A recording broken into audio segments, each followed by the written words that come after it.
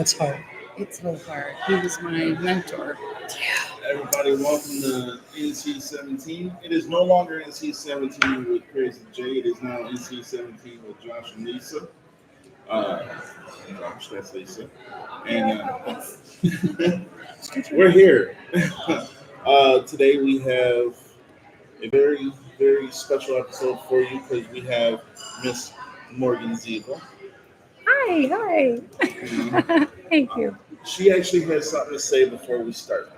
Yes, great. So I'm so excited to talk about, the Sluagh Awakens and my career. And I definitely want to dedicate this episode to my friend, Bear with us. Robert Katabish, who was my acting mentor, who is no longer with us, but would be very happy that I am charging forward and doing well in film. So let's dedicate this episode to him. Awesome. And we are also, Well done. Yeah. for the very first time, and I met this gentleman, 10 minutes ago? About 10 minutes. This would be Lisa's father. What's your name? I'm Mike. Good to see y'all. All right. So, Good. under the recommendation of you yesterday, you mentioned the movie St. Patrick's Day: The Sluagh Awakens. Yes. Okay, so I watched it. I rated it, but I already did a review. You guys can watch the review. Go into detail of how you got the Sluagh Queen. Yes. Well, I'll just say a little bit about my start, but I'll keep it brief. I started in Benny Hill style movies, and the only person who would cast me was my friend Robert Katabish, and he did RAK films, and they were very campy and they were very silly. And we met at a coffee shop, and I had these goofy, huge glasses on, and he was just like, "I love you, and I want to use you in my movies." And I from there I did some. I did The Daughter of the Ghoul Show, Cleveland at Night. I did, and that's more like the humor is more like when I was a kid, Turkey Television, Big Chuck and Little John, sketch comedy.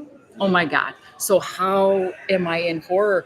Well, it's like Eddie Langell and Fright Tech Pictures had did another really great movie that you would love called Lilith Ratchet.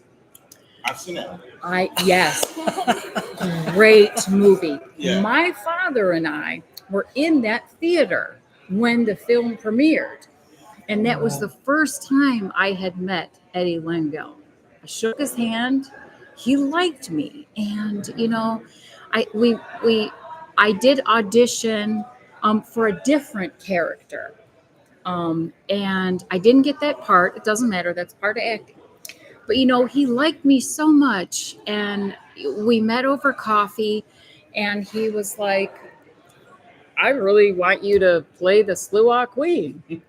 And I thought I would be over the moon. And I felt really honored because it was a big deal. We did the makeup test, and it was Daniel Blick did the makeup, and it was such a process to get those prosthetics on there.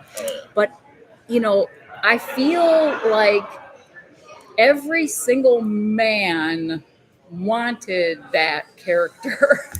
Okay. And to be honest with you, I think the part was supposed to go to J.P. Hahn, who is a great actor, wonderful wrestler in Ohio. And so I don't know.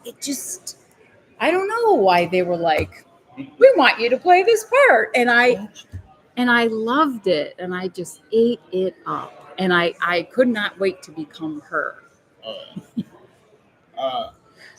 So, in the process of making the movie, being outside almost all the time, was the weather conditions favorable or not favorable? You know what? It was, I believe, the fall, which, I love the fall. But while we were doing this film, we did it on this huge property, and the guy would make these huge bonfires. So actually, during and you'll probably see it in the film too. During a lot of these scenes, there was a huge fire going, and we were pretty toasty warm. I mean, during those couple scenes, you can tell the blood was warm. Like, it's getting pretty cold out here. I know what scene you're talking about. It's pretty good. So,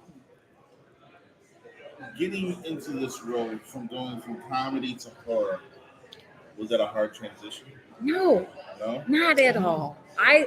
I love everything, and I'm still, it's Danny Kaye Productions who does the Cleveland at Night. He does a wrestling show, a polka show. He's a big part of my support, and actually, him, Danny Kaye, and my acting mentor, Robert Katabish, were friends. He actually introduced me to Danny. Danny started to use me in his show, and we're still friends. And I'll still do promotions for him, and we'll still plan episodes. And yeah, I love sketch comedy. I love comedy. The dumber, the better. It's so fun. For those who haven't seen it, do you want to go a little bit into the story of the movie? Sure. I know that it began on a happy note, and then it really quickly became not so happy. Yeah. But with that story, the way it was told, when I was watching it, again, I watched it last night for the first time. Under your recommendation, now, thank you. It was a good movie. But the story was told in so many different levels. Because you had happiness, instant sadness, anger, more happiness, party, horror, more sadness. Yeah. That to me not only like shows the dedication of the people in the film, Yeah. because they had to do happy and sad on a dime. Especially that first scene with the married couple. I mean, Yeah. I wasn't expecting it like that. But let's just say, if you've seen a horror movie, you know that if you're getting warned for something, just go all the way back to Friday 13th. Listen to the person who's telling you not to go. When you were reading the script, what was your favorite part? Well, for one thing, I love the fact that the director centered this around Irish fairy folklore. Yes. That's another thing too. I love horror and I love fantasy, and I love fairies. I actually think I have a lot of fairy cosplay on my pages. Fairies, mermaids, I love it. So how cool that I got to play this dark fairy. And I really empathized. I don't know. I connected with the character. I felt like she probably feels like the same way a lot of women feel.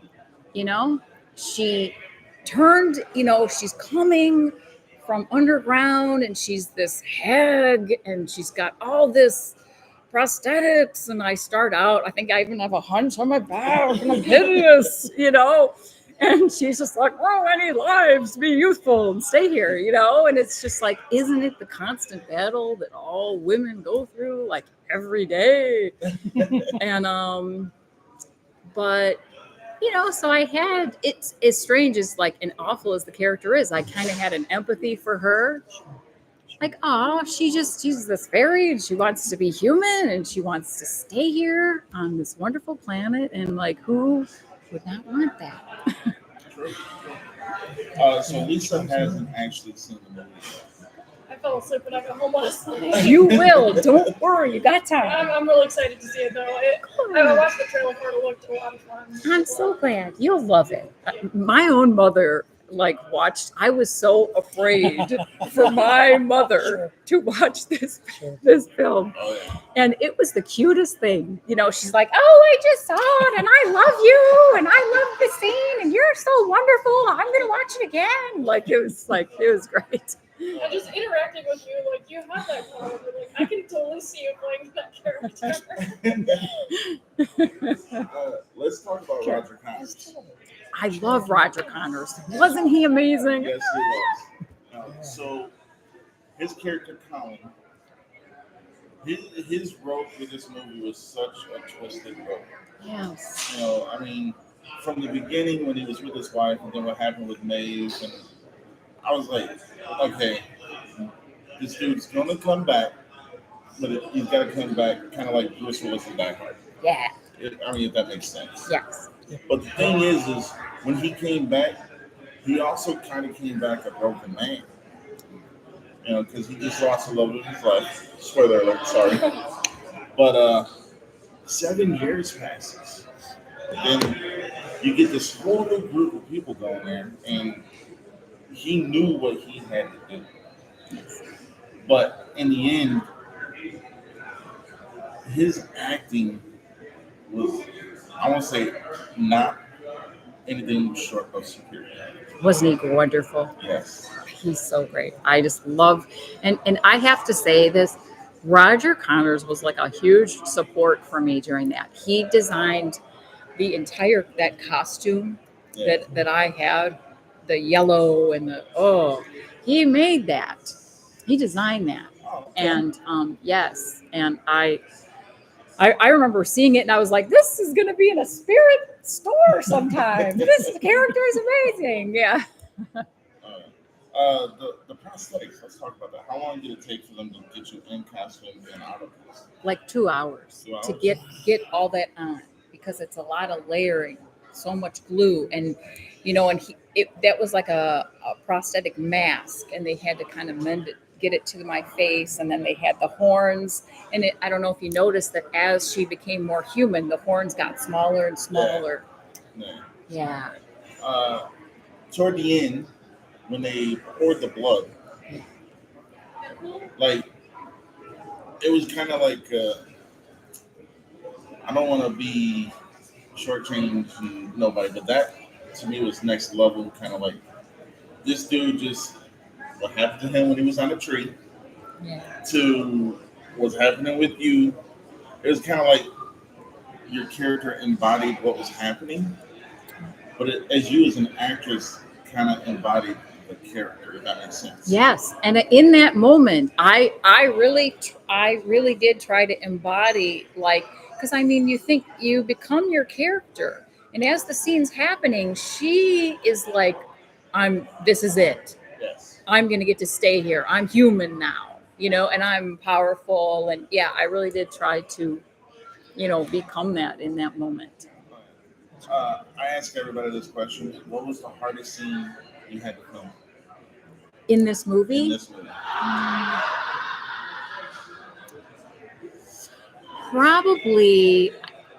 It probably was the blood pour scene. Not because the blood was warm, and and there's a scene where I put this big furry thing on, but what's difficult is believe it or not, I had tons of rashes all over me from the we were in the woods, and the bugs, because of the blood, they're like, yeah, it's sweet, it's dinner time, and I'm just like, they're eating me alive, and we had to like do the scene a couple times. And it's like in a scene like that, you got to do the takes. It's not like I can rush off and go take a shower. Like, you got to get it done, and it takes hours. And I was pretty cold, but I mean, at least there was that fire, and yeah. Let's talk about the younger cast, the characters that came in the 7-year mark. How was their interaction with you and like all the other people who were playing the demons? And everyone's like, they're zombies. I thought they were demons. Yeah. I mean, demon zombie fairies. Yeah. We just invented a new genre. Yes. Because they are fairies, so. Oh yeah. Yeah. But how was their like outside of the screen, like behind the scenes, like how was their demeanor toward you guys and you toward them? Because yeah, they're the good guys in some sense, and you're the bad guys in some sense. But did that transfer off the screen any or no? Oh, you know what? I worked with a really amazing cast. Like everybody was professional, and like most of us are friends behind the scenes. Yeah. You know, I feel like maybe I don't know if there was a little bit of rivalry because I got that part. I don't know. But I mean, I feel like, yeah, like I've maintained like my friendships with like most of the actors after that. And it's been a couple of years. I wanna tell me if this is a good analogy. So the one girl at the end where you were standing there and she was watching you in the blood pouring and everything like that. That kind of seemed like to me like it was a out of body experience for both of you guys in the movie because it was like she was entranced, you were entrancing her, but it kind of seemed like you guys at one point switched, like just switched. Yeah. And I'm always a big advocate of who people consider the bad guys. I consider the good guys. Yeah. So like my thing is your character wanted to become human. Yeah. There's nothing wrong with wanting to be human, right? How you went about it, Yeah. a little bit out there, but Like Lady Bathory, like, I'm ready to have my bloodbath. Bring on the virgins. but in that scene, what was going through your head as you were like watching her and she was watching you and filming that? What was going through your mind? I really tried to, well, not tried, but I was really in that character in the moment. So when you're doing acting, I'm thinking to myself, what does my character want? She wants to entrance this virgin. She wants to trap her. She is my ticket to being human, So, yes, so you take on this persona. So in the moment, I'm like, I got to cast the spell. I got to mesmerize her. I got to finish this up so I can stay. And she's such a wonderful actress. Just wonderful. She's so sweet. I'm gonna probably throw something that's a little bit weird out there. So he was tied to the tree, Yeah. and you looked at the one demon fairy that was over there, and to me it was kind of like a Godfather scene. You just went, and it was done. And I was like, that was the most badass scene I've seen in a long time. I love that scene. In filming that, like, was there like certain cues that the actress who was playing the one that did what she did, was there certain cues she had to follow to make sure she was like right on time? She's an actor as well, and she was the other makeup artist who did, a lot of my makeup. That was Daniel's girlfriend. She's wonderful. And even Tim, who's like dying there on the tree, he's amazing. Everybody in this film is just wonderful, and definitely worth looking up. But I really don't feel like we even had to do many takes on that scene. Yeah. She played off me well. I gave her the nod, and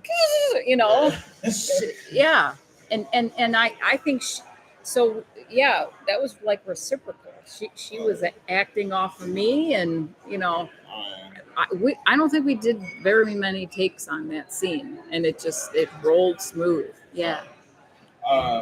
So this is a question I didn't really ask you yesterday because I want to thank you for coming on yesterday too, as for today. What were some of your inspirations growing up when you were wanting to become an actress? Like, who inspired you? Yes. Gosh.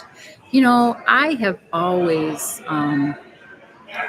loved film, and I think what inspired me, and I think I hit upon it a little bit as a child. Like, as a kid, it wasn't it's crazy. It wasn't like big name stars that did it for me. I as a little kid, I could not wait to watch Turkey Television. I could not wait to watch the Big Chuck and Little John show. And that me and my brother would just stay up at night and we would watch those old B horror movies. And we just loved them. We loved the sketch comedy. And I think the only time I was like super starstruck was when I met like Little John at a parade, and he came over and he shook my hand and he knew who I was, and I was like, oh my god! I think I was like, oh, I love you. Yeah. Oh, yeah, but yeah, it was so funny, and I think he was like, what are you doing? Stop! No. So yeah, and so yeah, I just think acting is amazing. And even in grade school, I participated in a little bit of drama, but being a very shy girl, like when I got to high school, I joined drama because I thought maybe this will help me break out of the shell a little bit. And I still struggle. I am shy. Even at this convention, I almost have to like force myself to go talk to people. If Bob was here, he would be like, please go talk to people. So it, in that aspect, it does help you to kind of just, and I always say this, just whatever you're going to do it afraid. Do it afraid, but do it. And, so yeah, and like I'm trying to think, I as a kid I watched like Starman, Knight Rider, like all those classic shows. I love that stuff, but I don't know. I never really knew I was gonna be an actor. I think it was a friend of mine that was like, "Hey, do you want to be in this?" And that was Ken Carpenter. That's on my IMDb. It was a sci-fi series called Salvaging Outer Space. Okay. And he's like, "Do you want to be in this?" And I'm like, "Yeah," And like I said, Robert Katabish of RAK was the guy who really got my start. He started to put me in these silly little slapstick shows, and just from there, I would meet other people, and he would introduce me to other people, and kind of just took off from there. What is your fondest memory of filming this series? Gosh, I think there was this moment that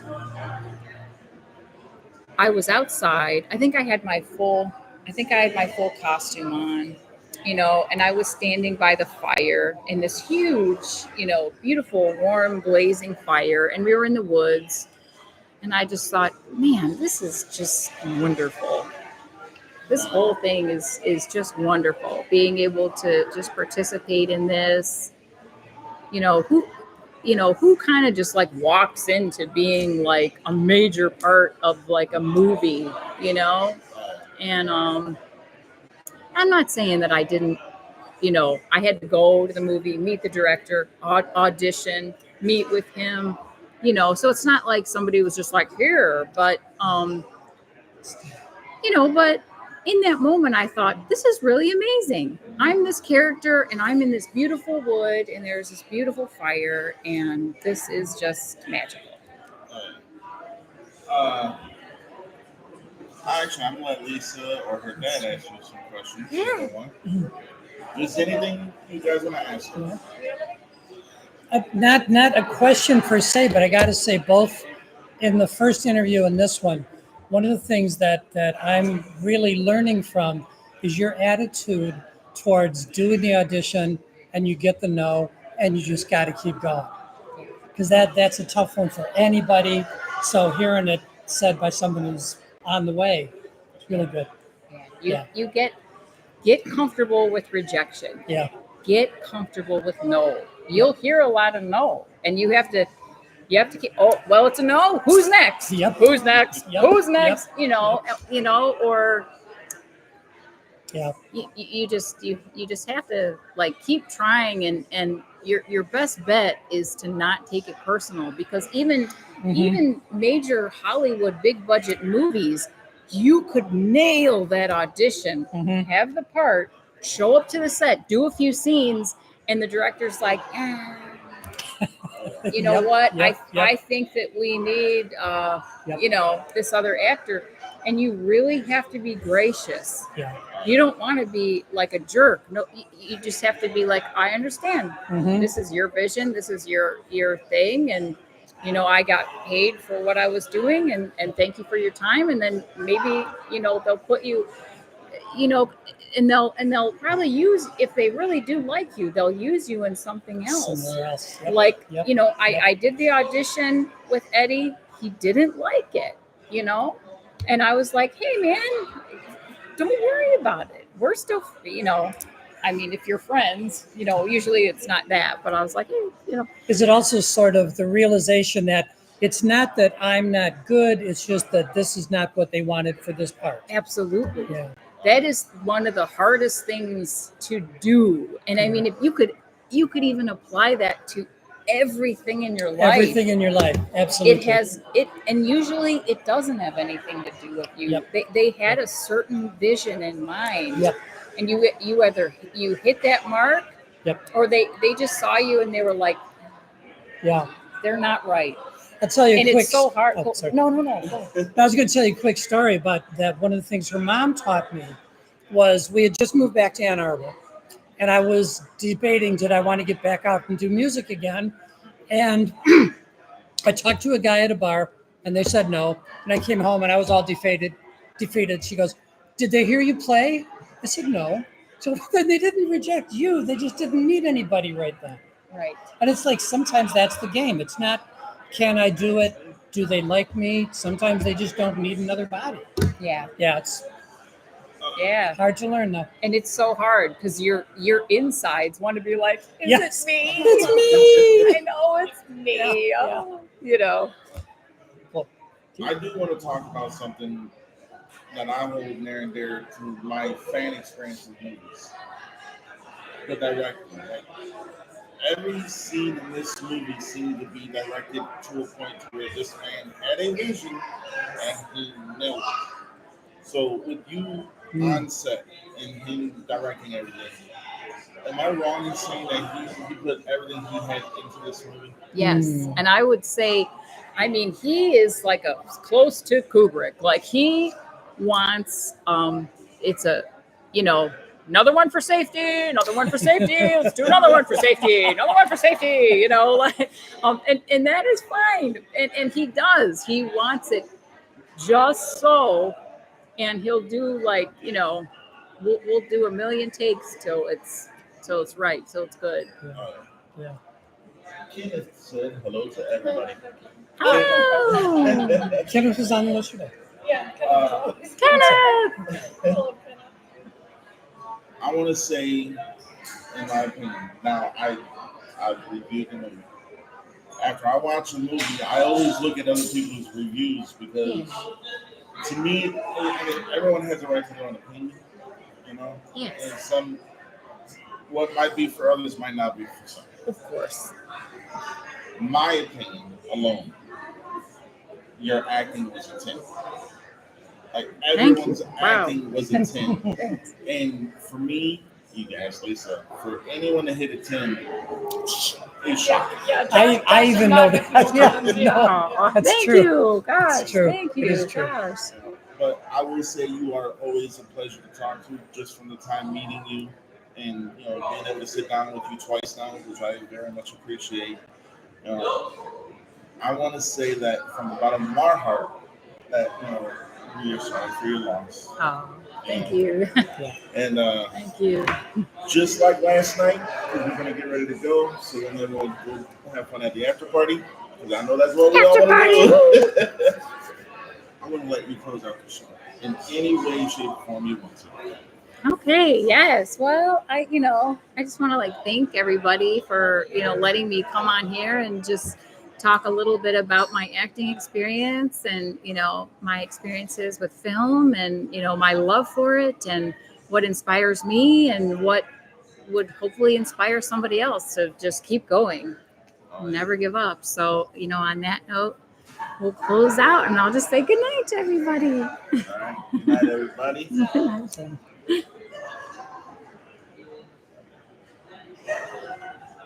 Nice.